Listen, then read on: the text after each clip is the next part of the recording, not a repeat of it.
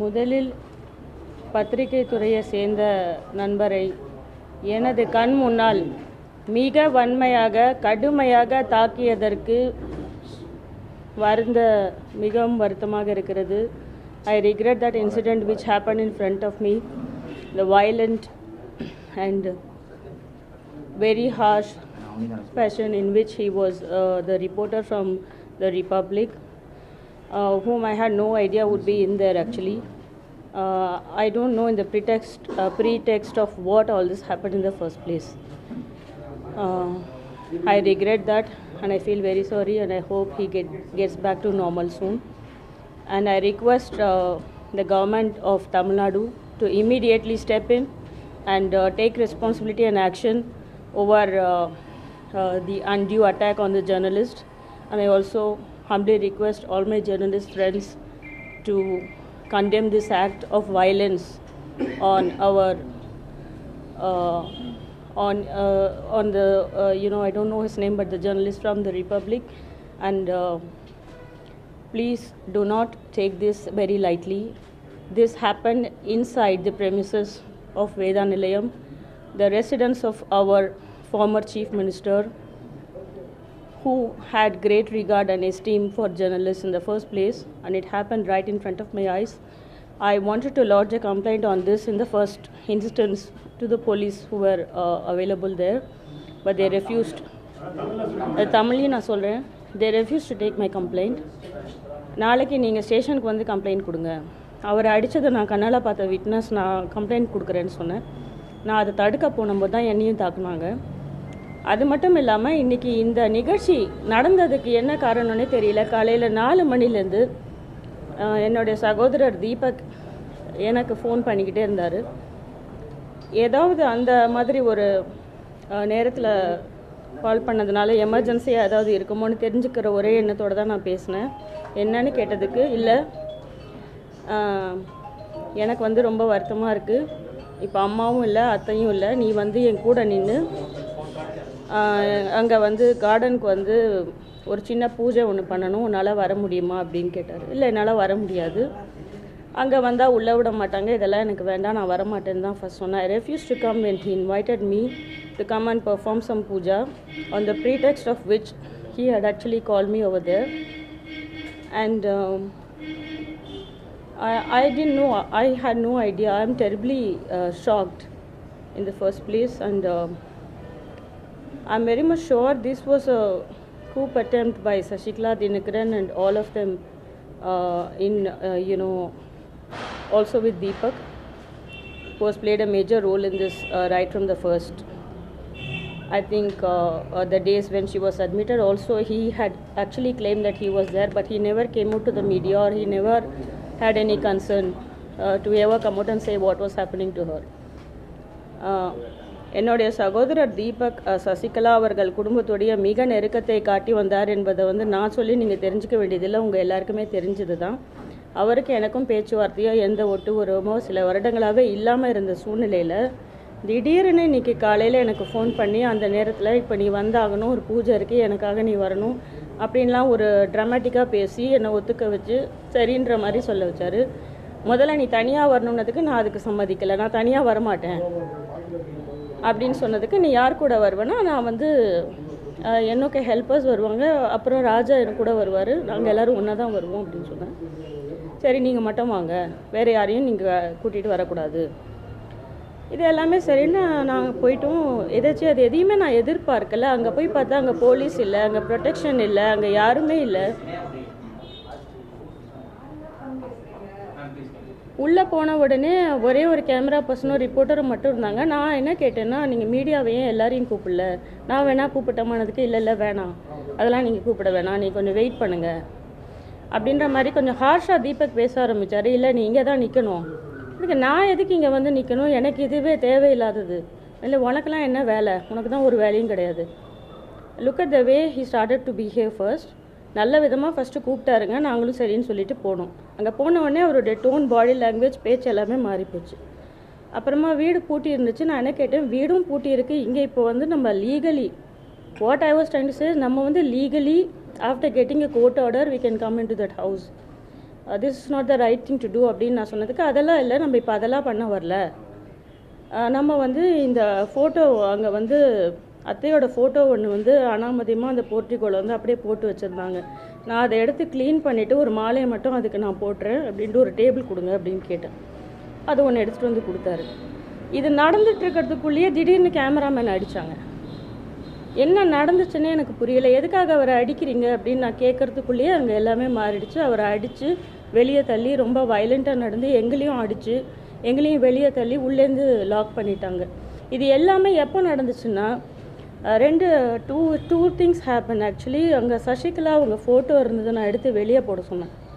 ஏன்னா இவங்க ஃபோட்டோவை வந்து அது க்ளீன் கூட அதை அப்படி போட்டு வச்சு அவங்க ஃபோட்டோலாம் அங்கே வச்சுருந்தாங்க, அங்கே யாருமே இல்லை.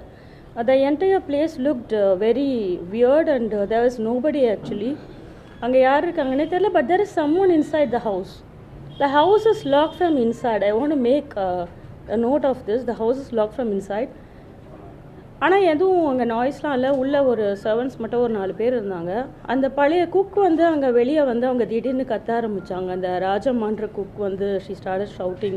She was very hysterical and she was screaming something saying which was not very clear to me. அதுக்குள்ளே அவங்க வந்து கேமரா பர்சனை அடிக்க ஆரம்பிச்சிட்டாங்க. This is what actually happened. Madam வந்து நீங்கள் வந்து நீங்களும் தீபக்கும் வந்து வயஸ்காரன் எங்களுக்கு தான் சொந்தம்னு சொல்லியிருந்தீங்க. அது சம்மந்தமான உயில் ஏதாவது இருக்கா? அது சம்மந்தமான தகவல் எல்லாமே என்கிட்ட இருக்குங்க. உயில் வந்து பார்த்தீங்கன்னா இது வந்து எங்கள் கிராண்ட் மதர் பர்ச்சேஸ் பண்ண ப்ராப்பர்ட்டிங்கிறதுனால இதுக்கு டாக்குமெண்ட்ஸ் தேவை கிடையாது. இது அவங்க உயில் எழுதி இவங்களுக்கு கொடுக்க சொல்லி உயில் எழுதியிருக்காங்க. அது என்கிட்ட இருக்குது. அதுக்கான எவிடன்ஸ் எல்லாமே இருக்குது. சட்டப்படி வந்து நடவடிக்கை எடுக்க போகிறதா சொல்லியிருந்தீங்க. நாளைக்கு வந்து டெல்லி போகிறதா சொல்லியிருந்தீங்க. சட்டப்படி முதல்ல இன்றைக்கி என்னை தாக்குதல் என் மீது நடத்துனதுக்கு என்னை தேவையில்லாமல் அங்கே பொய்யான ஒரு நாடகத்தை ஏற்படுத்தி ஒரு ட்ராமாவை ஏற்படுத்தி என்னை வர வச்சதுக்கு இதுக்கெல்லாம் முதல்ல சட்டப்படியான நடவடிக்கைகளை நான் எடுக்கணும்னு இருக்கேன். என்னை கொல்ல சதித்திட்டம் நடந்து கொண்டு இருக்கிறது. You're thinking now, if you look at all the events that has taken place, do you think that you were brought there in a wrong pretext and it was a trap that Exactly. He had actually intentionally called me and very emotionally he was trying to talk and convince me because I refused to come and this was definitely a trap for me today. அவங்கெல்லாம் யாருமே கிடையாது. அங்கே இருந்த நான் identify பண்ணக்கூடிய ஒரே person was the former cook of madam Jayalalithaa. She I think has been around for the last 30 years or so, but I found that she was very hysterical. She was screaming and she was trying to say something. They took her inside. Those 2 men who were there, they took her inside. 2 பேர் security இருந்தாங்க. நான் இப்போ அதில் கூட நான் காமிச்சிருந்தேன் இவர் தான் அதை பண்ணாருன்னு சொல்லிட்டு. அவங்க தான் இந்த மாதிரிலாம் செஞ்சாங்க. 2 பேர். Deepak, by inviting you there, was it a death threat of sorts? It could have been. Because of the camera person, I came out. Otherwise, they would have locked us inside. That was the plan actually.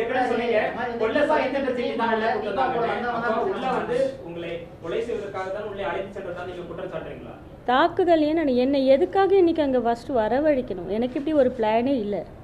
என்ன அங்கே வரவழைச்சதே சட்டப்படி தவறு. இது மாதிரி ஒரு பொய்யான ஒரு பூஜை இருக்குது அப்படின்னு ஒரு பொய்யை சொல்லி என்னை வர வச்சது தவறு இல்லையா?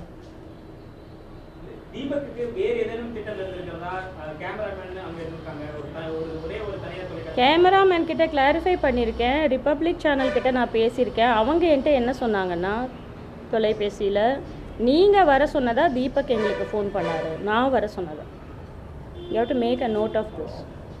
நான் யாரையும் வர சொல்லலை. அவங்க இருந்தது எனக்கு தெரியாது.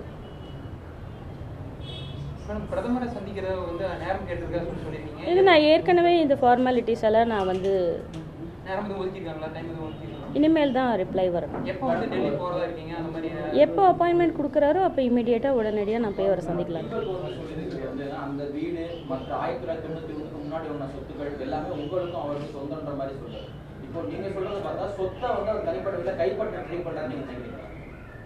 அது எனக்கு தெரியல. ஆனால் ஏதோ ஒரு திட்டம், ஒரு தவறான முயற்சி, ஒரு திட்டம், நிச்சயமாக ஒரு சதி திட்டம் இருக்குது. யாரோலாம் இல்லை, சசிகலா, தினகரன் இவங்கெல்லாம் தான் இருக்கணும். யாருக்கோ ஏன் போகிறீங்க? அவங்க கூட நின்று தானே இவர் வந்து ஹாஸ்பிட்டலில் என்ன பண்ணார் சொன்னார் அவங்களுக்கு. நீங்களாம் நிக்கலி ஹாஸ்பிட்டல் வாசல்ல ஏதாவது கொடுத்தாங்களா? என்ன எவிடன்ஸ் கொடுத்தாங்க? நான் கூட இருந்தேன், கையெழுத்து போட்டேங்கிறாரு. ஏன் அப்பயே மீடியாவில் வந்து நீ கொடுக்கல? அந்த குடும்பத்தோட ஒரு ஒட்டி உறவாடிக்கிட்டு இருக்கிற ஒரே காரணத்தினால தான் நான் அவரை விட்டு இவ்வளோ ஆண்டு காலமாக விலகி இருக்கேன்.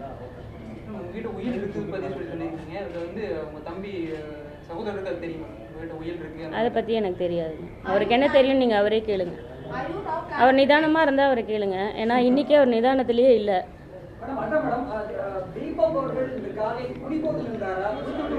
எனக்கு அப்படி ஒரு தோற்றம் இருந்தது. அப்படி கூட இருந்திருக்கலாம். இருக்கலாம், என்னால் சரியாக சொல்ல முடியல. ஆனால் நான் தனியாக வரணும், என் கூட யாரும் வரக்கூடாது, யாரும் என்னை அக்கம்பெனி பண்ணக்கூடாதுன்றதை அவன் இன்சிஸ்ட் பண்ணார். இல்லை, அவங்க ஏற்கனவே அங்கே இருந்தாங்க. எங்கள் கார் உள்ளே போகிறப்போ அவங்க இருந்தாங்க. ஆக்சுவலாக எங்கள் கார் வந்து முதல்ல அலோவ் பண்ண மாட்டேன்னு சொன்னாங்க. தீபக்கோட காரை மட்டும்தான் அலோவ் பண்ணுவோம், நீ அந்த காரில் வா அப்படின்னாங்க. நான் அதை ரெஃப்யூஸ் பண்ணிட்டேன்.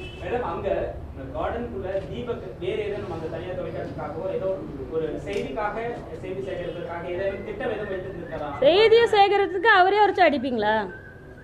உங்களே வர வச்சு உங்களை அடிப்பாங்களா? அப்படி தெரியலைங்களே. Will you now be taking any steps formally for claiming Poyas Garden residence? I already have. So it is not only for it is not for the purpose of staking claims on the property. My aim is to stake claim on the legacy of my aunt.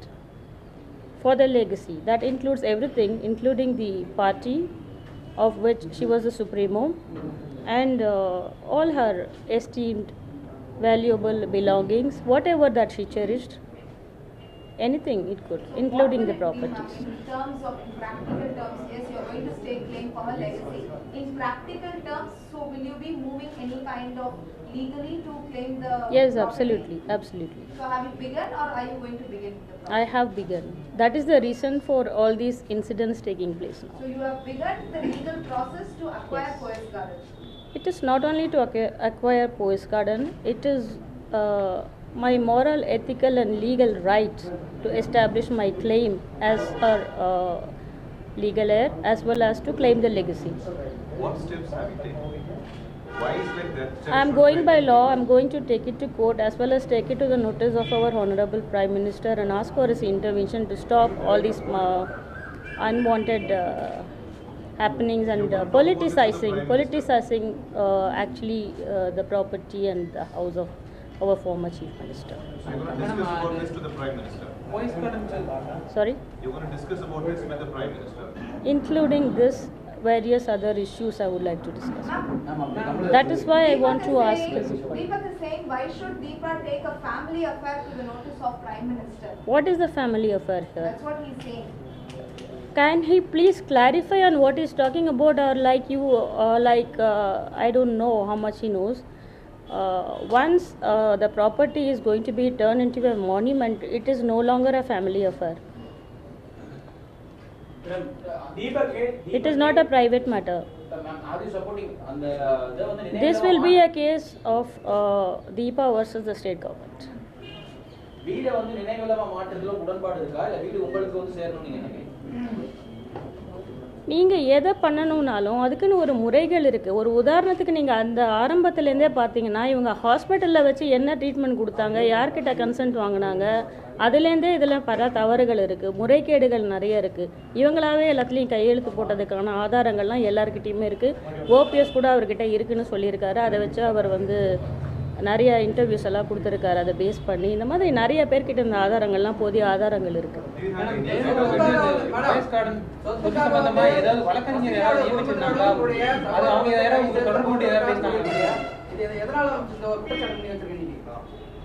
எதுக்காக என்ன தாக்குதல் நடத்தணும்?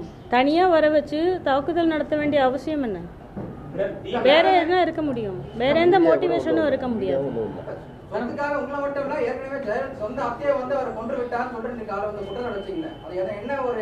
ஆதாரங்களோட நான் நிரூபிக்கிறேன். I have the proof with me.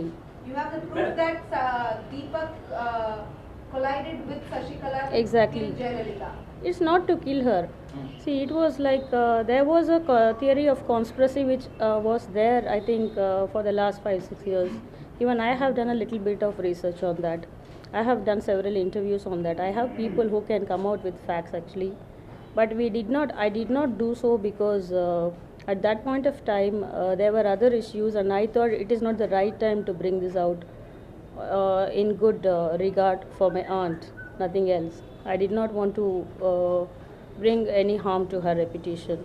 But that theory of conspiracy is one thing which I myself have cracked a little bit and gone deeper into it, and I know the facts myself.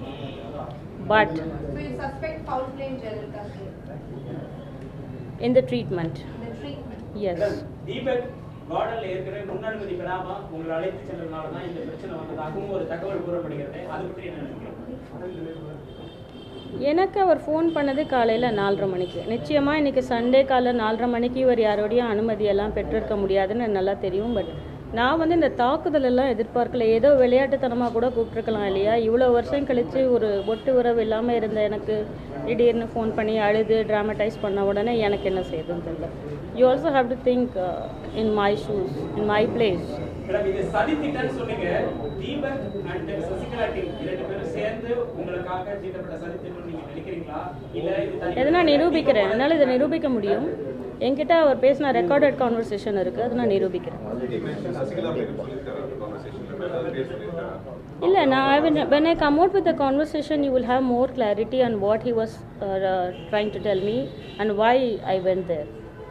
தனிப்பட்ட முறையில தீபக் ஏனா உங்களுக்கு Because this is going to be a legal issue now from this moment, from this point of time, so I cannot give it now. Once I go to the police and go to the court with the formal complaints, when the procedures are done, then I'll come out with the audio and release it to the media. Madam, இந்த ஆட்சி கலைக்க வேண்டாம்னு சொல்லிருக்கீங்க, அதுக்கு ஏதாவது நடவடிக்கை நீங்க ஏதாவது எடுத்து போறீங்களா? உங்களை தாக்கினா உங்களுக்கு பரவாயில்லைங்களா? பத்திரிகையாளரை மட்டும் சொல்லலை நான். இது மட்டும் கிடையாது. அவங்களோட இடத்துல கொடநாட்டில் கொலை நடந்திருக்கு, அதுக்கு எந்த நடவடிக்கையும் எடுக்கல. மக்களுக்கு பாதுகாப்பு இல்லை, பெண்கள் மீது தாக்குதல் நடந்திருக்கு, பல வன்முறை சம்பவங்கள் தொடர்ந்து நடந்துட்டு தான் இருக்குது. லா அண்ட் ஆர்டர் சுச்சுவேஷனை இன்றைக்கி நீங்கள் வந்து கவர்மெண்ட் சைட்லேயும் சரி, மீடியா சைட்லேயும் நீங்கள் அனலைஸ் பண்ணி பார்த்தீங்கன்னா அதோடைய ரியல் பிக்சர் வந்து ரொம்ப பேத்தட்டிக்காக தான் இருக்குது. இன்றைக்கி என்னையே அடிக்க பார்க்குறாங்க. என்ன ஒரு சேஃப்டின்னு பார்த்தீங்கன்னா it's in a bad state. Tamil Nadu is now in a bad state and in a crisis. அந்த அடிப்படையில் நான் ஆட்சியை கலைக்கணும். ஸோ தனிப்பட்ட முறையில் என்ன நீங்கள் தாக்குதல் பண்ணுங்கள், என்ன ஒரு இண்டிபெண்ட் பர்சனாக என்ன பண்ண ஒரு காரணத்துக்காக நான் அதை கேட்கல. பல்வேறு குற்றச்சாட்டுகள் இவங்க மேலே இருக்கிற பல தரப்பினரும் வச்சிருக்கிறதுனால நான் கேட்டேன்.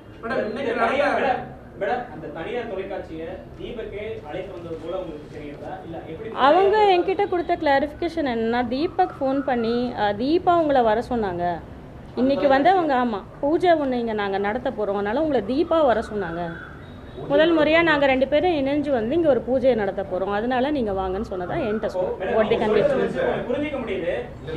ஏதோ ஒரு திட்டத்துக்காக, ஏதோ ஒரு பிளான், ஒரு போட்டோகிராஃபிக்காக, வீடியோகிராஃபிக்காக அந்த கேமராமேன் தனியார் தொலைக்காட்சிக்கு முன்னாடியே சொல்லி அவங்களே வர வச்சிருக்காங்க. உங்களை சதித்திட்டம் பண்ணி ஏதாவது பண்ணணும்னா ஒரு ஜேர்னலிஸ்ட் அங்கே கூப்பிட வேண்டியது இல்லை. அப்படி ஒரு சம்பவம் நடக்காது. ஏன்னா ஜேர்னலிஸ்ட் முன்னெல்லாம் அப்படி நடக்காது. அப்போ வேறு ஏதேனும் ஒரு ஒளிப்பதிவுக்காக முன்கூட்டியே ஒரு வரவழைச்சிருக்கார மாதிரி ஒரு வேறு எதுனும்னா எனக்கு தெரியலையே. Because I am totally shocked at this. இது என்னன்னே எனக்கு தெரியல. இப்போ என்னுடைய நான் அவங்ககிட்ட அவர்கிட்ட நான் பேசின கான்வர்சேஷன் அண்ட் இந்த லாஸ்ட் 1 வீக்காக எனக்கு வந்த த்ரெட்ஸ், எனக்கு நடந்த நிகழ்ச்சிகள் எல்லாத்தையும் கோரிலேட் பண்ணி பார்க்கும்போது தான் இதுக்கான ஒரு விடை கிடைக்கும். That is why I said I want to take legal action. நீங்கள் வந்து எனக்கு தெரியல, நீங்களே கொஞ்சம் லாஜிக்கலி திங்க் பண்ணி பாருங்கள். நீங்களே கவர் பண்ண சொல்லி அவரே ஒரு மீடியா பர்சனை வர வச்சுட்டு அவரை எதுக்காக அடிக்கணும்னு நீங்கள் சொல்லுங்கள். அவர் எப்போ அடித்தாங்கன்னா, ட்ரிகர் பண்ணது என்னென்னா அவங்க ஃபோட்டோவை எடுத்து நான் வெளியே போட்டும்போது அதை அவர் கவர் பண்ணார், அதனால கூட அடிச்சிருக்கலாம். நான் ஒன்னு புரிஞ்சுக்கிறேன். என்னன்னா தீபக் கேமராமேன் தனியார் தொலைக்காட்சி கூட்டு வந்திருக்காரு, ஆனா கார்டன்ல முன் அனுமதி பெறாம அவங்களை கூட்டு வந்திருக்காரு, அதே கூட உங்களே கூட்டு வந்திருக்காரு.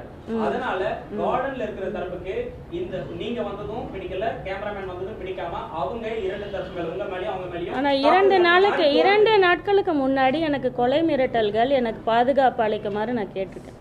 2 நாட்களுக்கு முன்னாடி தான். கடிதங்கள் மூலமா வந்திருக்கு, டெலிஃபோன்ஸ்ல வந்திருக்கு, இங்கே பல தொந்தரவுகள் கொடுத்தாங்க, நான் கம்ப்ளைண்டா கொடுத்துருக்கேன். இந்த நாள் வரை கார்டன்ல யார் இருக்காங்கங்கிற மாதிரியான கேள்விகளுக்கு அந்த கேள்வி யாருமே இல்லைன்றது இன்னைக்கு ஒரு தெரிஞ்ச விடையா இருக்கு. உங்களை தாக்கியது யாருடைய தரப்பினர், யார் உங்களை அடித்தார்கள்? அவரை நான் நீங்க யாருன்னு கேட்டதுக்கெல்லாம் அவர் எந்த விளக்கமும் கொடுக்கல, அவர் ஓடிட்டாரு. இல்ல உங்களை தாக்குனதே யாருன்னு உங்களுக்கு தெரியலங்கிறீங்க. அவங்க வந்து ஒரு நான் வந்து அவரை நீங்க சசிகலாவோடு இணைந்து இந்த சப்போர்ட் இருக்காங்க, ஒரு கொலை முயற்சியான்னு தெரியல, அவர் நிதானத்திலையும் இல்ல அப்படிங்கிறீங்க. ஆமா, இந்த பேட்டி ஆரம்பிச்சிருந்து முன்னுக்கு எல்லா கருத்தும் சொல்லிருக்கீங்க. அதாவது நான் அழைக்கப்பட்டது காரணம் தெரியலன்னு சொன்னீங்க, அவர் நிதானம் இல்லைன்னு சொன்னீங்க, என்னை தாக்கியது யாருன்னு தெரியலன்னு சொன்னீங்க. ஆனால் ஆட்சி கலை வேண்டும்ங்கிறீங்க. let me clarify to you, ஆட்சி கலையறதுக்கும் இதுக்கும் சம்பந்தம் இல்லைன்னு நான் உங்களுக்கு ஏற்கனவே சொல்லிட்டேன். I already explained to you. அதுக்கு வேரியஸ் இஷ்யூஸ் நடந்துட்டு இருக்கு, அதெல்லாம் ஒரு உதாரணமா எடுத்துக்கிட்டு இந்த ஆட்சியை கலைக்கணும்னு கேட்கல தப்பு கிடையாது. என்ன தனிப்பட்ட முறையில தாக்குனதுக்காக நான் அதை கேட்கல. அங்கே இருந்தது 2 பேர் தான். அவங்க 2 பேர் செக்யூரிட்டி கார்ட்ஸ் மாதிரி தான் அந்த யூனிஃபார்மில் இருந்தாங்க. அவங்க தான் தாக்குதல் நடத்தினது. கேமரா பர்சன் அடித்ததும் அவங்க தான் எங்கள் மேலே. தீபக் வந்து தினகரன் வந்து கட்சி விட்டு வெளியேறும், எடப்பாடி பழனிசாமி நல்லா தான் ஆட்சி இருக்காரு.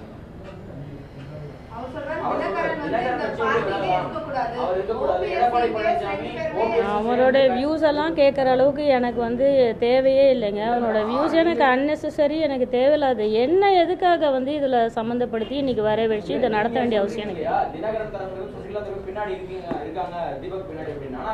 என்கிட்ட ரெக்கார்டட் அவர் யார் யார்கிட்ட பேசினாருங்கிற கம்ப்ளீட் ஹிஸ்ட்ரி எடுத்து நான் கொடுக்குறேன். நான் தான் சொன்னேன், சட்ட ரீதியாக நான் நடவடிக்கை எடுத்த அப்புறம் நீங்கள் கேள்விகளை கேளுங்க. You will have a better picture. I have the complete history with me now. I am going for a complaint, legal action எடுக்கலாம்னு இருக்கேன். சட்ட ரீதியான நடவடிக்கை தீபக் பேர்லையும் சசிகலா குடும்பத்தினர் பேர்லையும் அங்கே இருந்து இன்னைக்கு இந்த மாதிரி தாக்குதலை நடத்தின அவங்க இல்லத்தில் இருந்த ஊழியர்கள் பேர்லையும் எல்லார் பேர்லையும் நடவடிக்கை எடுக்கும்போது I will come out with all the records.